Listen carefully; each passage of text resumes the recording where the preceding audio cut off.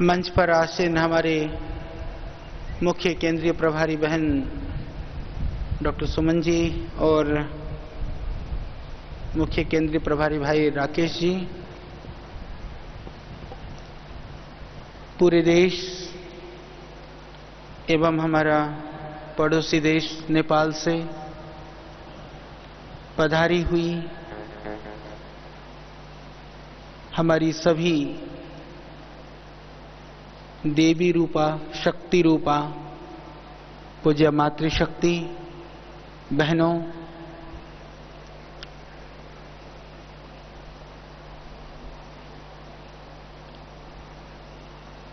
आप का यह विशाल स्वरूप और उपस्थिति को देख करके इसमें कोई संशय नजर नहीं आता है कि जब मेरी इतनी माँ, बहन और बेटियां इस गर्मी के मौसम में, तपती धूप में इतने दूर दूर से अपने आप को राष्ट्र संस्कृति और हमारे ऋषियों की परंपरा से जोड़ने के लिए आ सकती हैं, तो इस देश का भला होने से अब कोई नहीं रोक सकता।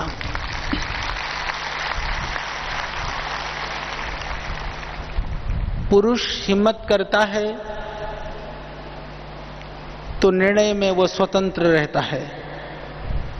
यदि आप उनको रोकना भी चाहो तो थोड़े बहुत मान लेते हैं, अधिकांशतः अपनी इच्छा से निकल पड़ते हैं।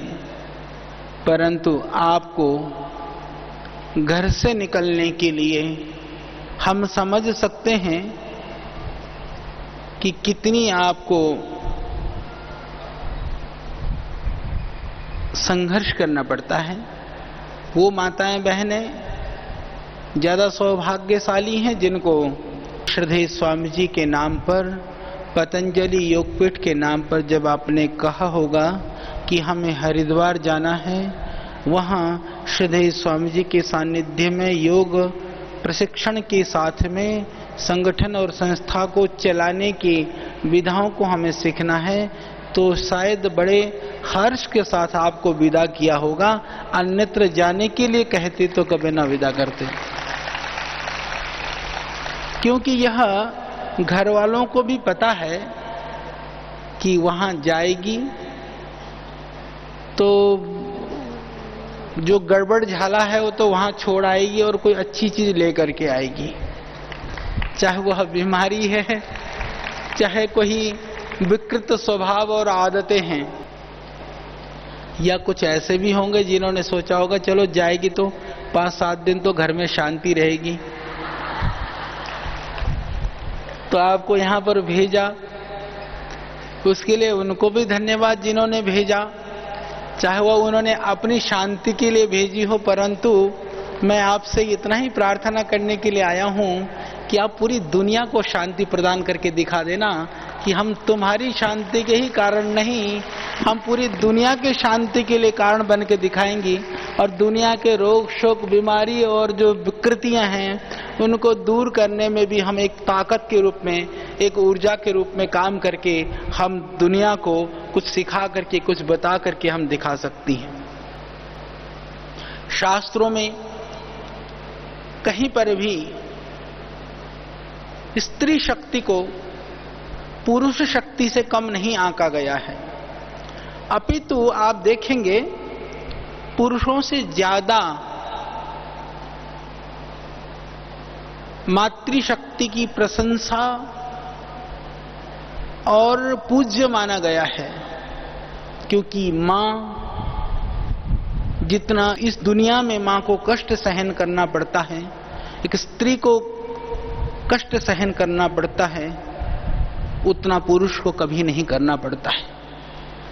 इसीलिए उनको पूज्य कहा, स्तुत्य कहा, वंदनीय कहा, और भारतीय संस्कृति में इसीलिए यदि नाम भी उच्चारण किया जाता है तो सीताराम कहा जाता है, कोई राम सीता नहीं कहता है। तो यह आपका स्थान है। आप स्त्री को एक कहते हैं ना कि वो वामांगी है, यानी कि इसके दो अर्थ हैं। एक तो वाम भाग में हृदय होता है, ठीक है, बाईं ओर हृदय होता है, इसीलिए कि स्त्री एक शादी होकर के जब अपनी पति के घर में जाती हैं तो वह उस पति का हृदय के रूप में वो पूरे तंत्र को चलाती, इसीलिए स्त्री को वामांगी भी कहा गया है। यह एक बड़ी बात है, इसको समझना है आपको। और हृदय गड़बड़ा जाए तो सब कुछ हिल जाता है। और दूसरा कारण यह भी है, इसको भी समझना आप, यह जो पृथ्वी है ना, हम धरती को माँ कहते हैं, गौ को माँ कहते हैं, गायत्री को माँ कहते हैं, गंगा को माँ कहते हैं।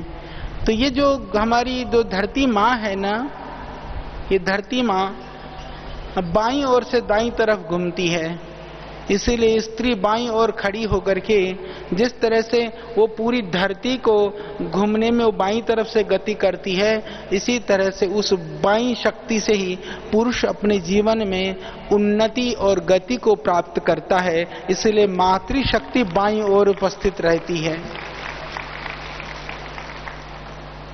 तो आप वह शक्ति हैं, आप वह ऊर्जा हैं, आपको यह समझना है।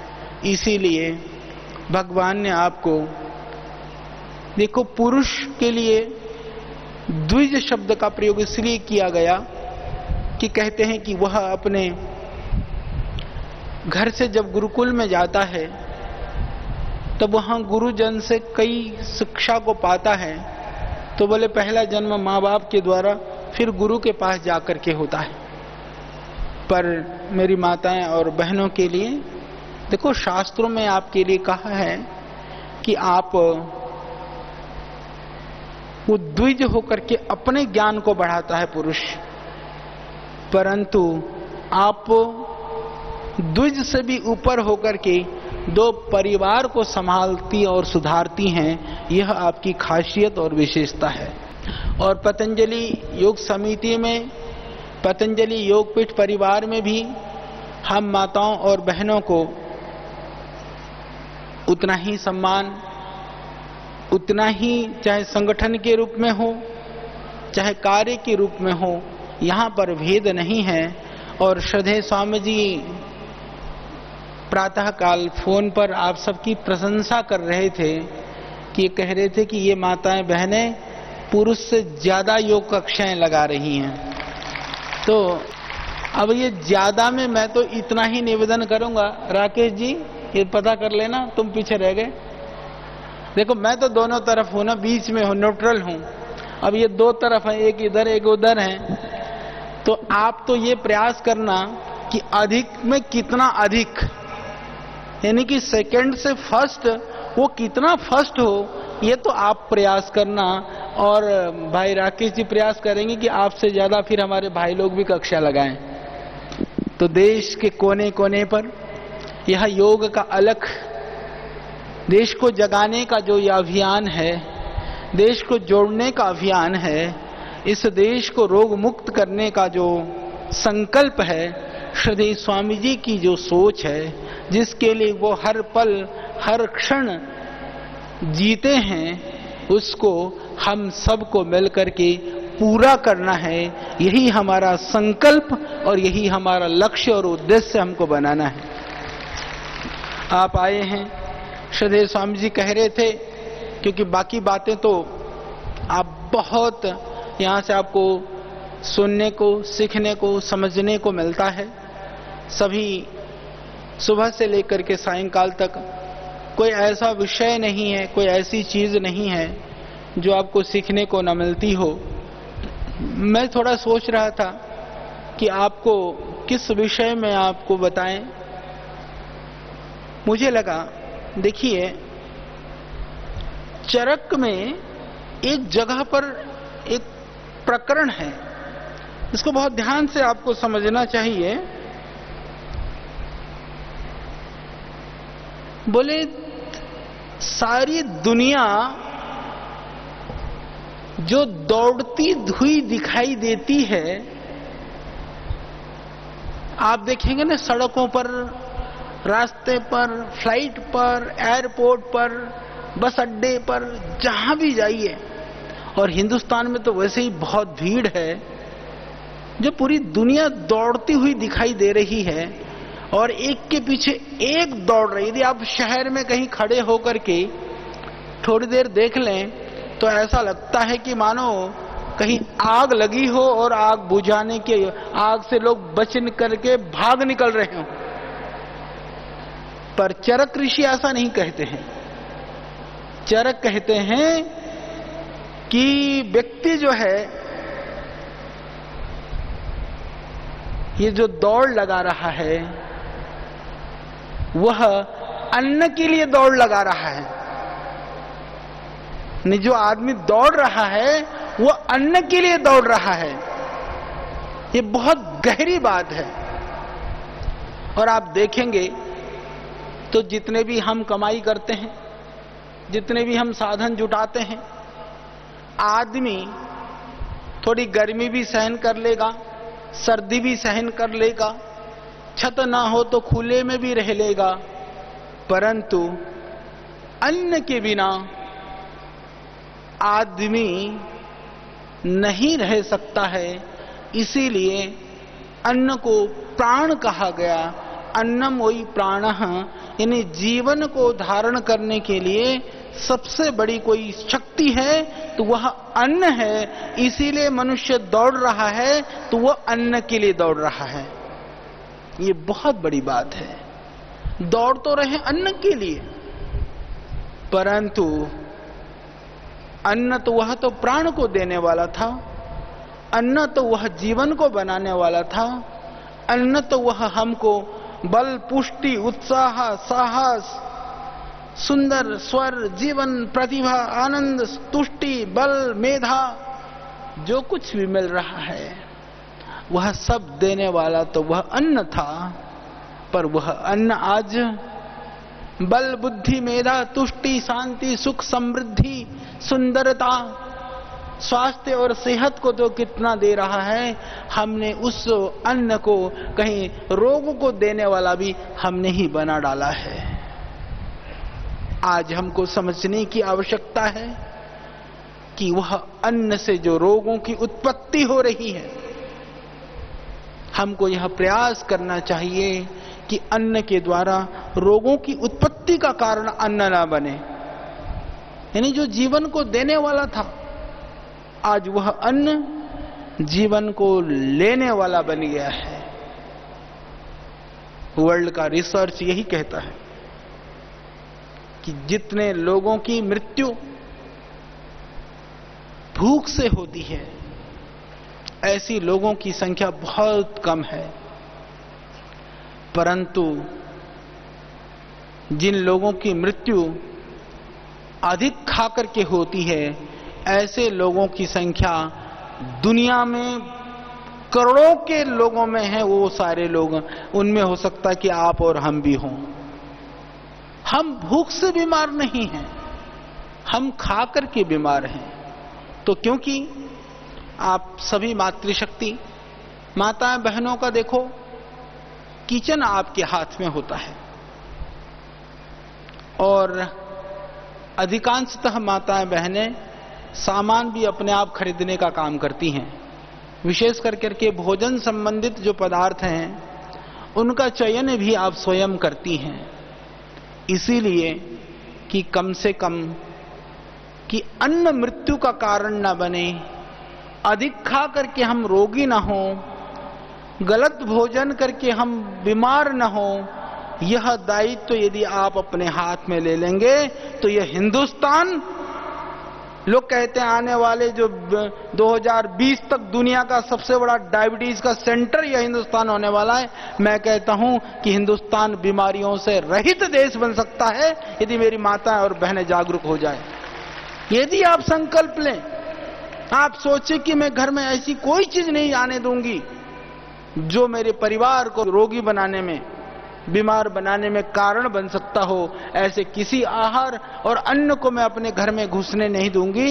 यदि ऐसा आप संकल्प कर लें और अपने अड़ोसी पड़ोसी, आपको जानने वाले, आपसे मिलने वाले, यदि उन तक इस संदेश को, इस ज्ञान को पहुंचा सकें, तो मैं समझता हूं कि यह हिंदुस्तान दुनिया का सबसे बड़ा और सबसे निरोग देश के रूप में पूरी दुनिया में एक बड़े रूप में प्रतिष्ठापित हो सकता है।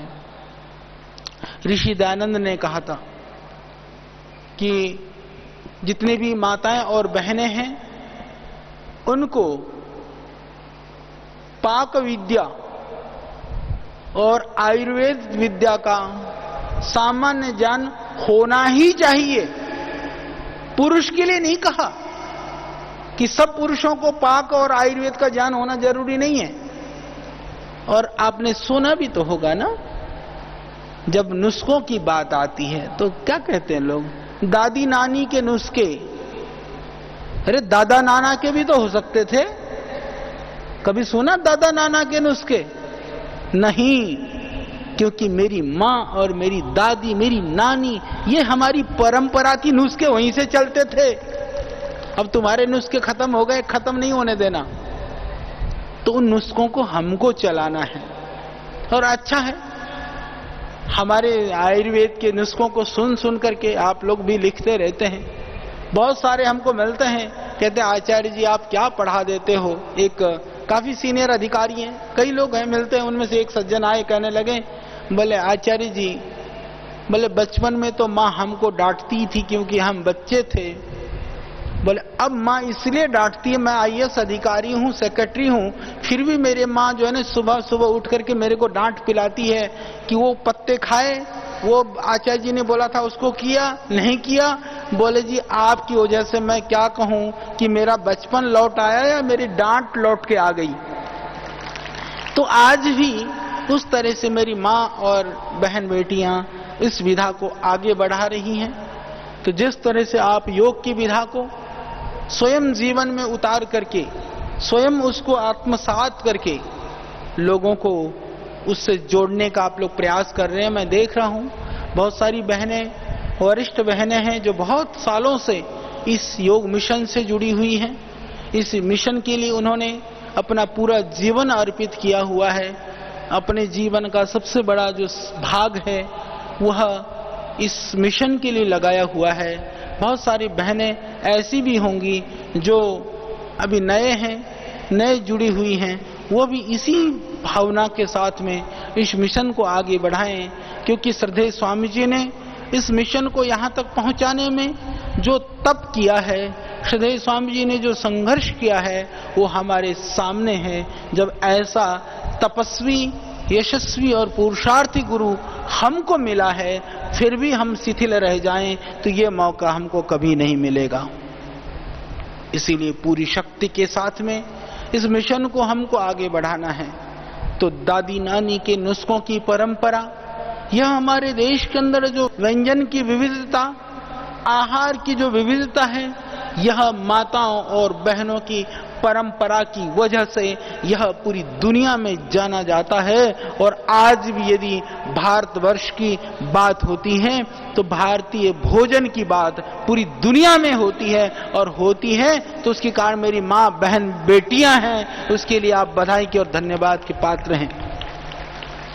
हालांकि मैं आपको बताना चाहता हूं, जितने भी होटल हैं बड़े बड़े, सारे जो सेफ भाई हैं, अभी मेरे पास पूरा संगठन मिलने के लिए आया था, वहां माताएं बहनें ना के बराबर हैं। तो इसका मतलब ये कि आपसे ज्यादा बढ़िया भोजन कहीं वो न पका लेते हों, तो फिर भी वह भी आप पर आश्रित हैं, क्योंकि माँ के हाथ से बना हुआ खाना और वह स्वाद, वो सेफ भी बन जाएगा तो भी उसके बराबर कभी भी नहीं हो सकता है। इसलिए आपका स्थान कभी कोई ले नहीं सकता है। तो भोजन कैसे कराएं, भोजन कैसे बनाएं, बड़ी बातें हैं कि हम उसको देखो, मैंने कहा ना कि किसी को भी खुश करने का रास्ता, आप घर में आपको अपने बहन है, पापा को खुश करना हो, पत्नियां हैं, पति को खुश करना हो, जो भी आपके परिवार में है, तो ऐसा कहा जाता है कि खुश करने का जो रास्ता होता है ना, वो पेट में से होकर के जाता है। यानी कि प्रसन्नता का मार्ग, यदि आपने बढ़िया भोजन बनाया तो वह व्यक्ति, वो परिवार में सुख शांति रहती है। तो इसीलिए हमको इतना ज्ञान और ऐसी भावना आहार के विषय में, एक जगह और भी है चरक के अंदर में, वहां लिखा है कि बोले सुखी कौन है। मैंने कहा ना, दौड़ क्यों रहे हैं, इसका उत्तर मैंने आपको दिया, दौड़ रहे हैं सब अन्न के लिए दौड़ रहे हैं। इसी तरह से चरक में दूसरी जगह पूछा है कि सुखी कौन है इस दुनिया के अंदर, तो उसके लिए वाग्भट उत्तर देते हैं, हितभुक, मितभुक और ऋतभुक वह सुखी है। हितभुक का मतलब होता है जो अपने प्रकृति के अनुसार, यानी कि जो मेरे लिए हितकारी है, सबके लिए सब कुछ हितकारी नहीं हो सकता है, ये ध्यान रखना। मेरी इच्छा होती है, यह मेरा हित का कारण नहीं है। रसगुल्ले खाने की इच्छा हो रही है पर डायबिटीज है, तो वहां हित नहीं है, दस्त लगे हैं। दूध पीने की इच्छा हो रही है, वहां हित नहीं है। सर्दी जुकाम है, दही खाने की इच्छा हो रही है, वहां हित नहीं है। गर्मी है, मट्ठा पीने की इच्छा हो रही है, वहां हित है। कब्ज है, आप स्वस्थ हैं, दूध पीने की इच्छा हो रही है, वहां हित है। आप स्वस्थ हैं, मधुर खाने की इच्छा हो रही है, रबड़ी मलाई और रसगुल्ले भी मार लें तो भी हित है। पहले आपको इस शब्द को समझना है।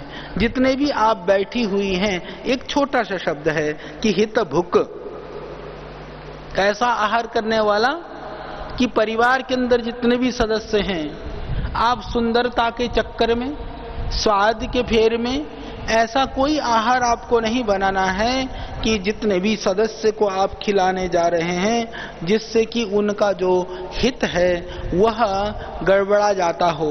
यानी उनके जो शरीर की प्रकृति है, छोटी छोटी बातें हैं। आहार देखो, आहार हमारी शक्ति थी, हमारे यहाँ जो आहार की विविधता वो हमारी ताकत थी, हुआ करती थी। अब उस विविधता को हमने क्या कर दिया, छोटी छोटी, जैसे मैं 2-4 बातें गिना देता हूं। प्रायः हमने देखा खीर भी है और रायता भी है, एक सामान्य सी बात है, परंतु आपको पता है कि खीर और रायता का कोई मेल नहीं है, वह विरोधी भोजन है। यदि रायता और खीर को साथ साथ खिला देने से वो जाकर के हमारे शरीर के अंदर किसी भी तरह की कोई भी विकृति पैदा कर सकता है। तो इतना ही सोच लीजिए कि जब भी रायता बने तो खीर नहीं, खीर हो तो रायता नहीं। दूसरी बात, रायते में भी हम देखते हैं कि आपने देखा हो कई घरों में प्रायः आप खीरे की रायता बनाते हैं। आयुर्वेद में तो उसका निषेध है। दधि त्रपूषम प्रत्यक्ष ज्वरः, ऐसा उल्लेखित है कि दही और खीरे का सेवन वह हमारे ज्वर का कारण बनता है, बीमारी का कारण बनता है। तो ये बातें लिखी हुई हैं हमारी परंपरा में। खीरे का रायता, भाई रायता बूंदी का खा लो, जो घिया और लौकी होती है उसका बना लो, और किसी द्रव्य का बनाओ आप, पर खीरे का रायता नहीं बनाना है। इसी तरह से हम देखते हैं शास्त्र में कि ताजा भोजन का विधान तो है। हम लोग क्या करते हैं कि बहुत गरम गरम, कहीं पर भी किसी भी ग्रंथ में बहुत तेज गरम खाना खाने के लिए नहीं लिखा है।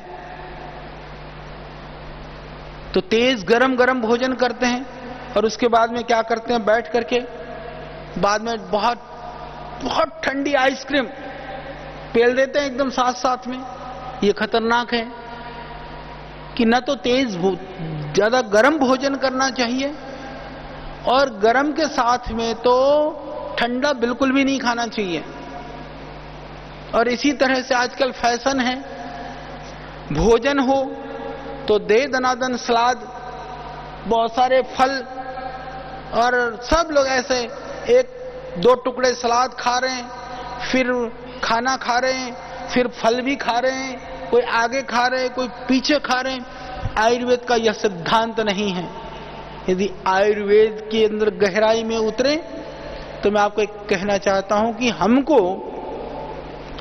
जिनको मोटापा घटाना है, आजकल तो सबको घटाना है, तो जो फल हैं या सलाद है वो पहले खा लेना चाहिए। कच्चे को और पक्के को बीच बीच में मिला मिला के नहीं खाना चाहिए, ये आहार के दोष के अंदर आता है। तो जो भी कच्चा आपको खाना है ना, आप स्प्राउट खा लो, सलाद खा लो, फल खा लो, पहले ही खा लो। उसके बाद में जो पका हुआ भोजन है उसको खा लो। और जिनको जो पतले हों, क्योंकि जो खाया हुआ है वो फल आदि जल्दी पचता है, आहार थोड़ा गरिष्ठ होने के कारण से थोड़ा देर से पचता है, तो थोड़ा रुक करके खाइए आप उसको। तो जिनको, जैसे जो बहुत दुबले पतले हैं, उनके लिए ऐसा है कि बोले फल बाद में खा लो, क्योंकि उसका पाचन में थोड़ा समय लगता है, तो आहार थोड़ा पचने के लिए उससे सहयोग मिलता है। ये छोटी छोटी सी बातें हैं। और एक बात और बताता हूं आपको, जितना भी हम लोग आहार लेते हैं, हजम करने के लिए थोड़ा सा पेट में स्थान चाहिए। जैसे ना कि अन्न को एक भाग होनी चाहिए, 3 भाग हवा और जल के लिए होना चाहिए। पर हम आहार में ऐसा मानते हैं कि जितना हम अंदर समा सके उतना हम खा लें। यह उचित नहीं है, क्योंकि मानसिकता हमने ऐसी बना ली है कि यदि हम पूरा भर के नहीं खाएंगे तो ताकत कहां से आएगा।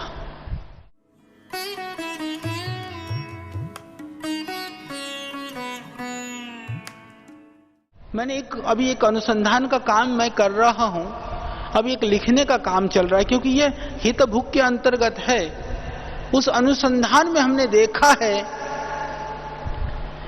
कि आप देखना, शक्ति जो है वह भोजन से भी मिलती है, परंतु सिर्फ भोजन से शक्ति नहीं मिलती है। सांप है, आपको पता है, सांप जो है 6-6 महीने तक बिल में पड़ा रहता है, वो कहां से शक्ति पाता है? वो हवा से शक्ति पाता है। हवा से खींचता हो तो चूहा तो एक आध खा लेगा, साल भर में बहुत है उसके लिए। तो यानी कि जैसे हमको हवा की शक्ति हम ले रहे होते, हमको पता नहीं चलता है, तो जैसे हमको हवा का पता नहीं चलता, वैसे ही उसको चूहे का तो उतना ही है उसके लिए। तो हम शक्ति प्राप्त करते हैं हम हवा से, वायु से, और दूसरी चीज हम शक्ति प्राप्त करते हैं इस पृथ्वी से भी, धरती मां से। जब हम चल रहे होते हैं या धरती में से जो ऊर्जा निकलती है वहां से भी हम शक्ति प्राप्त करते हैं। और मैं आपकी जानकारी के लिए बताना चाहता हूं, अभी अनुसंधान हुआ है। हम तो पहले से कहते रहे, हमारी संस्कृति पहले से इस बात को कहती थी, करोड़ों करोड़ों वर्ष पहले से ऋषि लोग इस बात का उद्घोष करते रहे कि हमारे यहां से बोले, एक तो हमको सौरमंडल से, इस दृश्य जगत से भी ऊर्जा मिलती है, जो दिखाई दे रही है, वो जो दृश्य जगत है वह जो वहां से भी ऊर्जा मिलती है।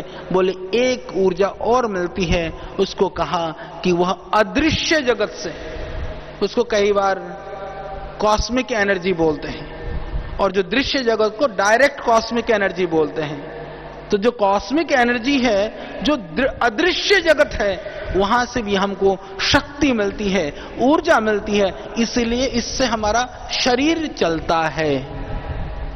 जब हमको पता चलता है कि आज आदमी धूप में भी नहीं निकलता, बोले जी विटामिन डी की कमी हो गई। अरे धूप में निकलो, वहां ऊर्जा है। शरीर को थोड़ी सी हवा लगने दो, छोटे छोटे बच्चों को थोड़ा गिरते हैं, पड़ते हैं, धूल में मिट्टी में होने दो। आते ही बोला इतने बैक्टीरिया और वायरस आ गए, वायरल हो जाएंगे, बैक्टीरिया हो जाएंगे, मर जाएगा। अरे भाई, धरती ने ऐसी व्यवस्था बनाई हुई है, बच्चों की सहन शक्ति पैदा होने दीजिए और अपने आप में भयभीत मत हुई इतनी, क्योंकि दुनिया के अंदर हर बीमारी के जो सेल्स हैं हमारे शरीर में मौजूद हैं। यदि हम स्वस्थ हैं तो अपनी रोग प्रतिरोधक क्षमता की वजह से हैं। हमको रोग प्रतिरोधक क्षमता को बढ़ाने का उपाय ज्यादा करना चाहिए, न कि सारे जीवाणु विषाणुओं से भागते हुए फिरने के लिए। बोले पानी भी इधर का पियो, उधर का भी ये पी लो, बोला थोड़ा खराब पानी पीते बोले पेट खराब हो जाएगा, थोड़ा ये खाते ही। मैं कहता हूं कि अपने आप को मजबूत बनाना ही यह हित भूख का सबसे बड़ा प्रमाण और सबसे बड़ा उत्कृष्ट उदाहरण है कि हम हितकारी भोजन करते हुए अपने रोग प्रतिरोधक क्षमता की वृद्धि करें। दूसरी शास्त्रों में बात कही मित भुक। मित भुक का अर्थ होता है जो उचित मात्रा में, हितकारी तो है, उचित मात्रा वाली भी बात मैंने आपको बता दी कि बहुत मधुर चीज है, स्वादिष्ट है, पर उसको हमको 1/3 कि कई कहते हैं कि कितनी रोटी खाते हो जी? बोले जी हम तो बोले 2 फुलके खाते हैं। अच्छा, जो बेचारा किसान काम करता है उसको लगता है मैं तो 6 खाता हूं, ये तो 2 ही खाते हैं। अरे भाई, उनके अंदर वो पाचन करने की क्षमता भी तो है ना। हमको 2 रोटी खानी चाहिए कि हमको 4 या 6 खानी चाहिए? इसका निर्धारण कौन करेगा? इसका निर्धारण आप स्वयं कर सकते हैं। इसका निर्धारण हम इतना आराम से कर सकते हैं कि आप देखिए कि यदि आपको पूरा ठूस ठूस के खाना हो, कितनी रोटी खा सकते हैं आप? तो उससे कम से कम 1-2 रोटी कम खाइए, अपने आप पता चलेगा। यानी कि आपको यह होना चाहिए कि भोजन करने के बाद में भी आपको लगे कि नहीं थोड़ी सी भूख बाकी है, इतना आपको आहार लेना है। तो यह हमारा मित भूख है। फिर तीसरा कहा ऋत भूख। ऋत का अर्थ होता है जो आहार जहां से आया है, यानी जितनी भी माताएं बहनें बैठी हो, आज आप जानती हो कि इस देश के अंदर बहुत भ्रष्टाचार का बोलबाला है, बहुत सारे रिश्वत देते और लेते हैं। कई तो आप में से पीड़ित भी होंगे, कुछ पीड़िता भी हो, जिन्होंने पीड़ा दे रहे हैं उन परिवारों में से भी होंगे, क्षमा करिएगा। जो अधिकारी होगा वो लेता होगा, बेचारा जो लालाजी होगा वो देता होगा। तो पीड़ित भी हैं और जिनसे पीड़ा देने वाले भी यही हो कई लोग। तो यदि आप ऐसा सोच लें कि मेरे घर में लाला जी भी गलत ढंग से कहीं किसी को क्या बोलते हैं, डंडी मारना कहते हैं राकेश जी, वो ना करें, ईमानदारी से कमाई कर लें। यदि सारा देश ऐसा सोच लें, कहा कि यदि गलत रास्ते से कमाया हुआ जो अन्न है वह कभी भी आपको सुख नहीं दे सकता है, इसका मतलब ही ऋत भूख है। ऋत भूख मतलब कि जिसको उचित प्रकार से कमाया हुआ, अर्जित किया हुआ अन्न का ही हम सेवन करें, यह जरूरी होता है। वही शक्ति, वही ताकत और ऊर्जा को और स्वास्थ्य को देने वाला होता है। तो यह आहार की बेसिक बात थी कि कौन स्वस्थ है। गलत रास्ते का खाना खा करके तो वो भयभीत होगा कि मैंने सही ढंग से नहीं कमाया। उचित मात्रा में नहीं खाने वाला भी भयभीत होगा कि मेरे लिए ये ठीक नहीं है, और जो अपने अनुकूल नहीं है उसको खाने वाला भी कभी भी सुखी नहीं हो सकता है। यह आहार का एक बेसिक सिद्धांत, एक सामान्य जानकारी मैंने आपको बताने का प्रयास किया। इसके अलावा आयुर्वेद के अंदर में बहुत सारी बातें, क्योंकि भोजन की जो छोटी छोटी चीजें होती हैं, कई बार हम सोचते हैं कि कैसा होना चाहिए। आजकल कहते हैं कहीं भी जाइए, चिकनाई देख कर के आदमी ऐसा भागता है जैसे लाल कपड़े को देख करके बैल बिदकता है ना, शहरों में तो हमने ऐसा देखा, रोटी बिना चुपड़ करके देना, अरे दाल सब्जी में बिल्कुल बिल्कुल घी नहीं देना। मैं आपकी जानकारी के लिए कहता हूं, आयुर्वेद में पहली शर्त है कि भोजन स्निग्ध होना चाहिए, यानी उसके अंदर में वह कहीं ना कहीं घृत तैल युक्त भोजन होना चाहिए। परंतु तेल और घी कैसा होना चाहिए? शुद्ध होने चाहिए। तो भगवान की कृपा से अब तो पतंजलि आपके साथ है तो शुद्ध ही शुद्ध है। बेफिक्र खाइए, सारी टेंशन हमारे सर पर है, हम लगे रहते हैं रात दिन शुद्धता के लिए। एक कई मैं व्हाट्सएप पढ़ रहा था, ऊत लोगों की कमी तो है नहीं, बोले बाबा जी के पास इतना घी, बोले गाय कहाँ। ये मूर्ख लोग हैं जिनको पता नहीं है देश में कितनी गाय हैं, दूध कहाँ है। महाराष्ट्र के मेरे भाई बहन बहुत होंगे, कर्नाटक से भी यहाँ पर आए होंगे।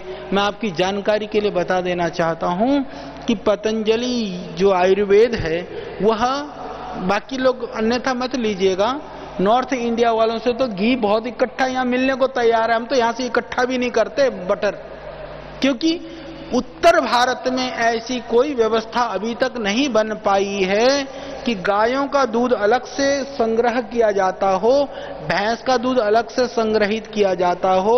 ऐसी व्यवस्था महाराष्ट्र और कर्नाटका में है, और उस व्यवस्था में हमारे लोग शुरू से लेकर के और वह अंतिम तक, जहां तक मक्खन बनता है वहां तक दूध संग्रह की व्यवस्था में रहते हैं। और वो मक्खन आप यहां भी देखना, बड़े बड़े जो फ्रीजर, जो बड़े बड़े जो गाड़ियां हैं उसमें भर करके, यहाँ पास में फैक्ट्री है उसमें प्रोसेस होता है।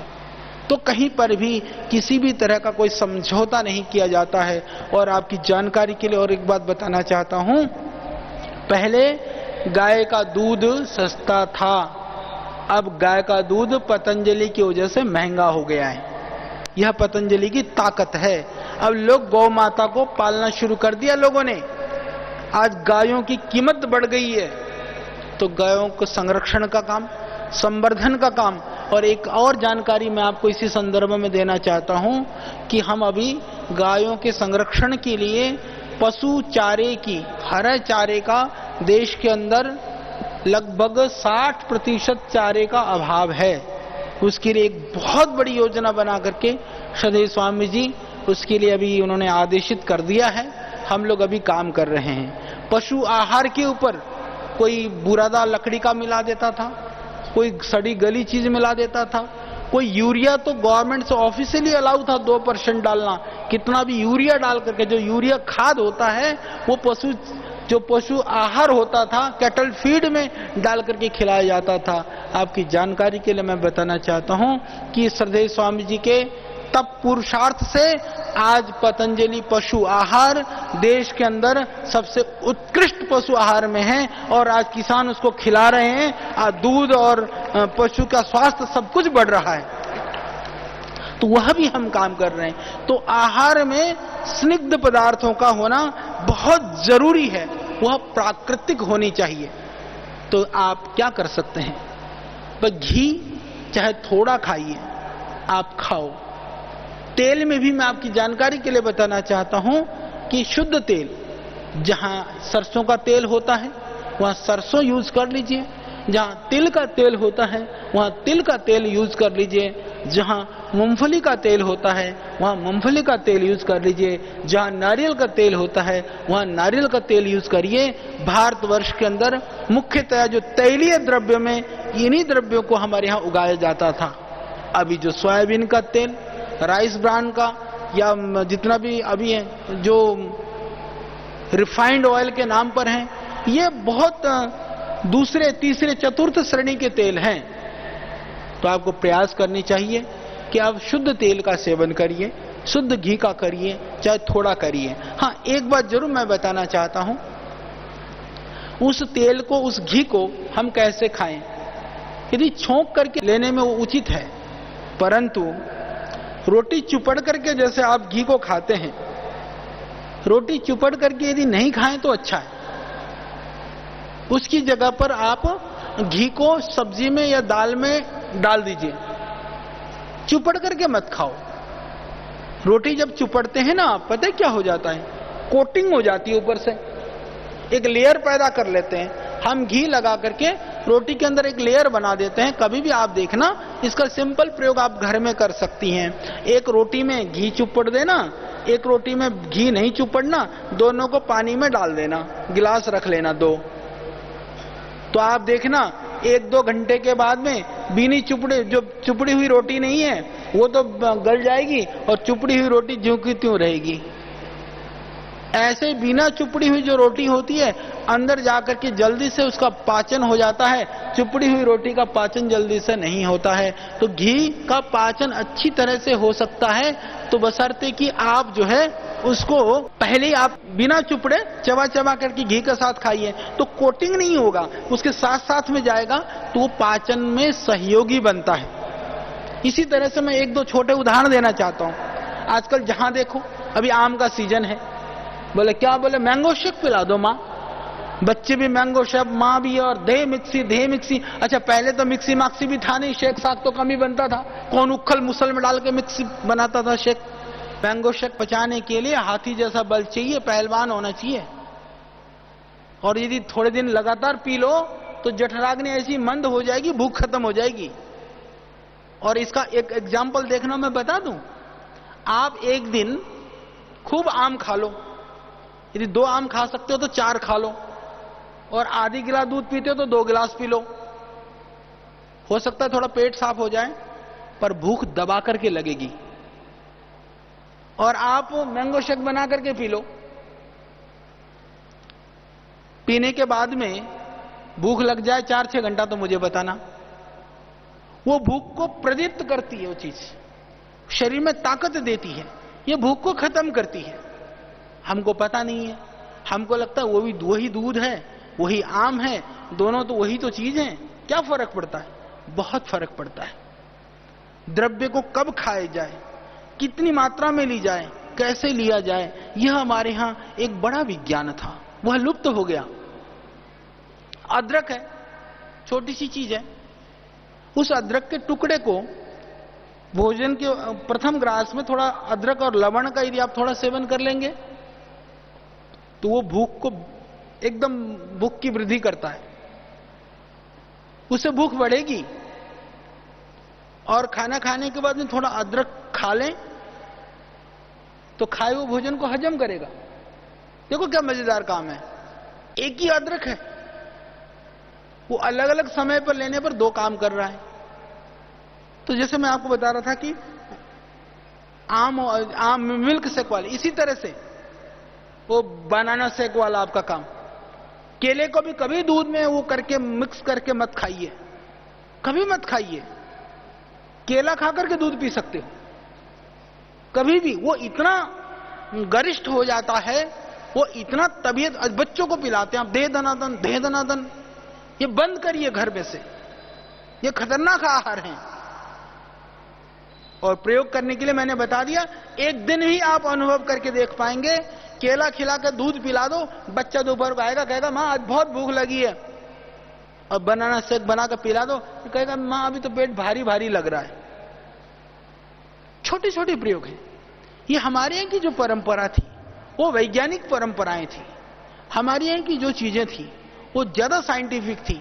दुर्भाग्य से मॉडर्न होने के चक्कर में और हम अपनी वाली को भी खो बैठे। वो कहते हैं ना, वो कौवा चला हंस की चाल और अपनी वाली भी भूल गया। तो हम तो हंस थे, हमको किसकी चाल की नकल करने की जरूरत थी? हम तो पहले से ही हंस थे, तो हम तो कौवे की नकल करने के लिए पीछे लग ली, अपनी टांग भी तुड़वा ली। तो हमको अपनी टांग नहीं तुड़वानी है। तो आहार कैसा होना चाहिए? आहार स्निग्ध होना चाहिए। उसके अंदर जो है, मैंने जैसे कहा ना कि गरिष्ठ आहार का मतलब, वह आहार गरिष्ठ नहीं होता है, हम गरिष्ठ बना देते हैं। हमने देखा मलाई खानी है तो लोग क्या करते हैं, कटोरा भर भर करके मलाई खाते हैं। वो खतरनाक है, हजम नहीं होगा ना। हमको उचित मात्रा में लेनी चाहिए, तो वह लाभकारी है, गुणकारी है। जैसे मैंने गर्म भोजन के लिए कहा, ताजा भोजन। गर्म का मतलब यह नहीं होता कि बिल्कुल उबलता हुआ। और दूसरी बात कि आप देखिए सुबह उठ करके, हालांकि आप में से बहुत सारी बहनें पहले से ही बहुत समझदार हैं, बहुत तो श्रद्धेय स्वामी जी ने आपको ट्रेंड कर दिया है, थोड़ा बहुत कुछ 1-2% हमारा भी योगदान होगा, पर कुछ ऐसी अग्रणी हैं कि वो हमसे भी आगे हैं, कथा वार्ता भी अपने आप सुना देती हैं सबको। तो इसीलिए हाँ, कई कथाकार हैं हमारे साथ में इधर। तो अब आप तो योग्य हो गए हो, दक्ष हो गए हो, परंतु जरूरी है कि आपको दूसरों को भी इस चीज से हम और अच्छी तरह से ये आहार के विषय में अवगत कराएं कि देखो सुबह उठ करके जो चाय पीने की आदत है, ये बहुत खतरनाक आदत है। मैं कई बार कहानी सुनाता हूं, इस कहानी को, ये सच्ची घटना है। वो कहानी है हरियाणा की, मैंने कई बार सुनाई। एक लड़का बोले फौज में भर्ती हो गया, क्योंकि पहले भी आज भी मैं एक बात बताना चाहता हूं, देश की रक्षा के अंदर जितने भी अधिकांशतः जवान हैं वो सारे ग्रामीण और गांव के पृष्ठभूमि के जवान हैं। हमको उनके ऊपर गर्व है, क्योंकि वो ज्यादा सीधे सच्चे होते हैं, वो ज्यादा उनको जुनूनपना रहता है। तो एक भाई फौज में चला गया, फौज में आने के बाद में वो, क्योंकि घर में तो कोई चाय पीता नहीं था। अच्छा ये बताइए, हमारे यहां पहले सुबह उठ करके कोई गरम गरम पीता था चाय? कोई नहीं पीता था। क्या वो लोग स्वस्थ नहीं थे? क्या वो निरोग नहीं थे? या उनकी लैट्रिन नहीं उतरती थी? आपसे बढ़िया उनका पेट साफ होता था, सुबह उठते एकदम टनाटन। यहां तो चूर्ण भी खा के सो जाते हैं रात को, सुबह उठ करके पूरा ग्लास भी चढ़ा लेते हैं चाय की, और उसके ऊपर जो है आजकल तो स्वामी जी ने सबको घर घर में आदत डलवा दी, आंवला, एलोवेरा और गोधन अर्क, वो भी मिला करके पी लेते हैं, सब हजम। यानी कि वो ज्यादा हजम हुई चीजों को बाहर निकालने के लिए जो साधन दे दिया गया, वो साधन भी हजम। इतनी खतरनाक स्थिति है बहुतों की, तो वो कहते जी निकलता ही नहीं है। तो मैं समझा रहा था कि सुबह उठ करके जो चाय पीने की आदत, पहले क्या हमारा पेट साफ नहीं होता था? बहुत बेहतर साफ होता था। कभी भी चाय पीने से कॉन्स्टिपेशन ठीक नहीं होता है, ये हमारी गलत फहमी है, ये दिमाग से उतार देना। चाय पीने से कॉन्स्टिपेशन बढ़ता है, उससे आंतों का मल और सूख जाता है, आंतों की जो मूवमेंट है, आंतों के अंदर जो गति होती है वो खत्म हो जाती है, आंतों की खुश्की आ जाती है, आंतों के अंदर जो डाइजेस्टिव जो एंजाइम्स बनते हैं वो बनना खत्म हो जाते हैं। तो मेरा हरियाणा के भाई वहां से आया फौज से, चाय पीनी सीख गया। तो उसने कहा मां मैं जरा अपना टोयल पे या जोड़ पे जहां भी नहाने के लिए जा रहा था, बोला मैं नहाने जा रहा हूं, नहा के आता हूं, तू ये चाय बना दियो मेरे को। पैकेट था, और मां क्या जाने की चाय कैसे बनती है, न कभी पी न कभी देखी। भाई अंग्रेजों के जमाने की बात थी, अंग्रेजों ने तो चाय पीनी सिखाई थी हम सबको। तो वो बेचारा नहाने के लिए गया, आया, आने के बाद कहा मां मैंने तेरे को चाय बनाने के लिए कहा था, चाय तो तूने दी नहीं। बोले बेटा रखी तो है, देखो थाली में रखी है। तो मां ने चाय नहीं, उन्हें हलवा बना दिया था। वो काले काले दाने देखे माता ने, हरियाणा वाले को तो क्योंकि खीर हलवाई बनाना ज्यादा आता, उन्हें सोचा दाने दाने हैं, सूजी की जैसी कोई काली चीज होगी। तो माता ने सोची कि उसको खूब फ्राई करके घी में और डाल करके उसमें चीनी चानी सब एकदम फर्स्ट क्लास बना के धर दिया, तो पी ले चाय। अब तो हमको ये अंग्रेज सिखा गए, और आज जितना पेस्टिसाइड, जितना केमिकल चाय के अंदर डाला जाता है, किसी भी दूसरे अभी भी अनाज में इतनी केमिकल और पेस्टिसाइड नहीं पड़ता, इतना खतरनाक है वो चाय। तो चाय पीने की आदत घर से बंद करवा दीजिए, ये आप कर सकती हो। बंद नहीं कराओगी, ये खतरनाक चीज है, जहर है, तुम्हारे घर के अंदर घुसा हुआ ये राक्षस है, ये इससे बचो। सवेरे पानी पिला दीजिए, गुनगुना पानी पिला दो, वो अच्छा नहीं लगे थोड़ा नींबू डाल के पिला दो, ठीक नहीं लगे 2-4 तुलसी पत्ता मिला दो, ठीक नहीं लगे अभी तो आंवला एलोवेरा आपके पास उसको मिला करके थोड़ा गर्म पानी मिला करके पिला दो, कुछ भी पिला दो, परंतु चाय नहीं पिलानी है और सुबह हल्का नाश्ता लेना है। तो मैंने बात की ताजा और गर्म भोजन का मतलब उबलता हुआ खौलता नहीं है। इसी तरह से भोजन हमारे यहां आयुर्वेद में भोजन की सुंदरता की भी बात की गई है कि सुंदर भोजन हो। सुंदर भोजन कल्पना करिए, मैं सोच रहा था ये सुंदर भोजन कैसा होता है, कभी कल्पना करना, कभी आपने सोचा भी नहीं होगा। छोटी छोटी कटोरियां, अलग अलग तरह की सब्जियां और सजी हुई थाली और चपाती, कितना अच्छा सा लगता है। कोई हरी सब्जी, कोई पीली सब्जी, कोई और बढ़िया बढ़िया सामान, क्या अच्छा लगता है। और वो तो हम भूल गए, सुंदर भोजन। क्या भोजन आ गया? तो क्या था? पिज्जा था, पिज्जा। एक दिन मैंने मंगाया, सच बताऊं मैंने कहा ये खा करके देखता हूं कैसा होता है। महाराज जी तो बहुत मना करते हैं। मुझे ऐसा लगा जैसे गाय ने गोबर कर दिया हो ना, थापा ऐसा। तो पता भोजन की सुंदरता है उसमें। जब गाय और भैंस हकती है तो जैसे पाथो तो कैसा बनता है, एकदम पिज्जा स्टाइल बनता है। गांव के कई हो तो पता तो होगा, ऐसे ही गोबर करती है वो बिल्कुल पिज्जा की तरह से। तो हमारा तो ऐसा भोजन था नहीं, तो खाओ गोबर खा लो। महाराज जी तो और कुछ बता देते, पर मैं इतना ही बता रहा हूं। तो वो खाकर देखने में उसका रूप नहीं, और जब खींचे उसको जैसे अतड़ियां निकल रही हो, तो किसी का जैसे वो टपकता है ना कि सड़ी हुई आंतें और जो पीप टपक रहा होता है, ऐसा खींचो खाओ उसको। और कभी आपने देखा जो कुत्ता जो है ना, कोई मांस का टुकड़ा का और मरे हुए जानवर का खींचता है, सेम टाइप लगता है। खींचो कहते हैं और स्टाइल से खाते हैं। और यहां मैंने देखा 2-4 हमारे इसमें भी है, रुड़की में इधर उधर भी खुले, और वहां पर बाकी में तो कहीं वो रहता है ना कि थोड़ा सा पर्दे पुर्दे से वो खुला है, क्योंकि उन्होंने एडवर्टाइज के लिए उनके खाते हुए को देख करके दूसरे भी पहुंच जाए। क्यों? क्योंकि जैसे क्षमा करना, जैसे होता है ना कि एक कोई शिकार हो और कई सारे लग रहे हैं ना नोचने में, तो दूसरे भी पहुंच जाते हैं। तो ऐसे उनको देखते हुए स्टाइल को देख करके ना, क्योंकि सुंदरता हमको आकर्षित नहीं करती है, कुरूपता हमको आकर्षित करती है। ये बहुत खतरनाक स्थिति है।